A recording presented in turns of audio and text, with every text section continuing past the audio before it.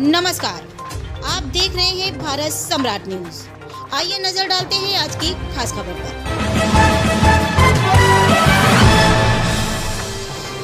कोहना थाने में बजरंग दल कार्यकर्ताओं का हंगामा। ईसाई धर्म के लोगों के द्वारा धर्मांतरण कराने का आरोप।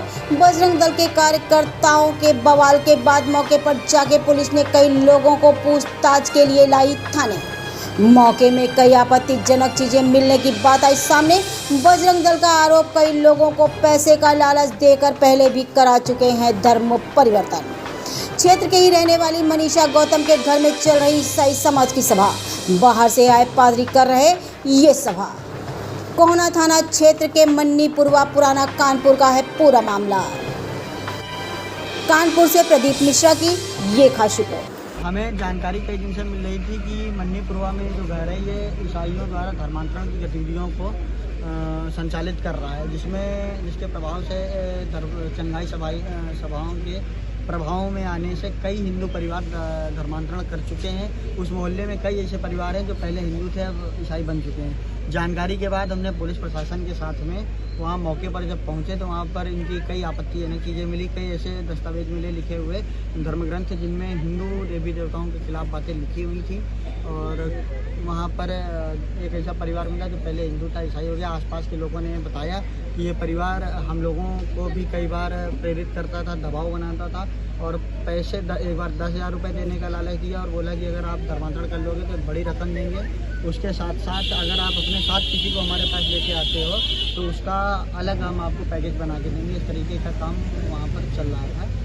अब बजरंग दल ने ये प्रण किया हुआ है कि धर्मांतरण की गतिविधि कहीं पर भी किसी भी प्रकार की नहीं होने देंगे। कमर तोड़ के रख देंगे धर्मांतरण गैंग की। अगर कहीं पर भी ये गतिविधि पाई जाती है तो हम पुलिस प्रशासन के साथ में मिलकर उसकी कड़ी प्रतिक्रिया करेंगे। अगर पुलिस प्रशासन सहयोग में नहीं आएगा तो हम मर्यादा पुरुषोत्तम भगवान श्री राम के वंशज हैं। हमें पता है कि हमें क्या करना है। हम धर्मों रक्षिता के साथ में ये भी जानते हैं कि हमें अपने धर्म की रक्षा किस तरीके से करनी है। आज जो पुलिस प्रशासन में मौके पर पहुँचे हैं तो क्या कुछ लोगों को पुलिस लेकर के भी आई है? उसमें महिलाएं, बच्चे या कितने लोग को पुलिस लेकर के आई और क्या कार्रवाई? जब वहाँ पर पहुँचे तो कई जिसका घर था शायद उनको लेके आई है और उसके साथ साथ जो बाहर से वहाँ पर आए हुए थे, बाहर से आकर वहाँ पर गतिविधियों को तेज कर रहे थे, संचालित कर रहे थे। ऐसे एक फादर कोई पकड़े गए हैं वहाँ पर। ऐसे 4 से 5 लोगों को पुलिस वहाँ से लेकर के आई है। इनका काम सिर्फ और सिर्फ ये था कि वहाँ पर भोले वाले हिंदुओं का ब्रेन वॉश करना और उनको लालच प्रलोभन देकर या दबाव बनाकर या प्रभाव में लेकर किसी भी प्रकार से उनको अपने प्रभाव में लेकर हिंदुओं से ईसाई बनाने का काम। कहीं ना कहीं ऐसा नहीं लगता? इससे पहले भी एक मामला चकेरी में आया था धर्मांतरण का ईसाइयों द्वारा, आज फिर आया और बताया जा रहा है कि बाहर से भी पादरी आए थे। तो कहीं ना कहीं ये पूरा सिंडिकेट नहीं दिख रहा है कि सिंडिकेट चलाया जा रहा है? ये सिंडिकेट सिर्फ कानपुर में ही नहीं बल्कि पूरे भारत देश में चल रहा है ईसाइयों द्वारा। सिर्फ इसमें ईसाई नहीं, ये ईसाइयों की जो फंडिंग होती है दूसरे देशों से होती है।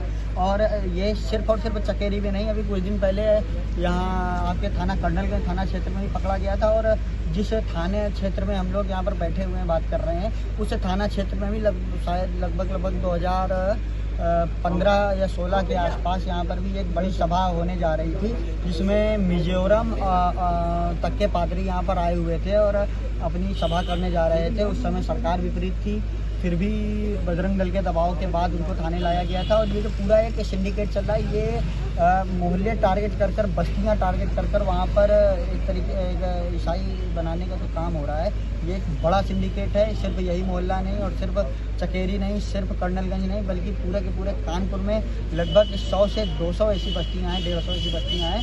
इन बस्तियों में ये अपना टारगेट बेस्ड काम कर रहे हैं। कहीं ना कहीं ऐसा नहीं लगता कि ये सिर्फ बस्तियों को टारगेट करते हैं और जो क्या कहते हैं जहाँ पर शिक्षित का अभाव ज़्यादा है, कि मतलब पढ़े लिखे लोग नहीं हैं, तो ये उन लोग को टारगेट कर रहे हैं क्योंकि वो लोग जल्दी इसमें कन्वर्ट हो जाते हैं या पैसे के लोभ में, या मतलब क्या लगता है? ये बताएं ना, जब इनका पूरा टारगेट चलता है तो ये ढूंढते हैं कौन इनके प्रभाव में जल्दी आ जाएगा, कौन अशिक्षित है, कौन किस बस्ती में किस चीज़ की कमी है, उस चीज़ को एक क्योंकि टारगेट रहता है इनका क्या कि हमें करना है, तो उन बस्तियों को टारगेट कर उन वहाँ पर जिन चीज़ों की कमी रहती है थोड़ा सा देकर फिर उनसे बड़ा लाभ लेने का जो प्रयास करते हैं, क्योंकि उस चीज़ की फंडिंग उनको बाहर से हो रही है दूसरे देशों से।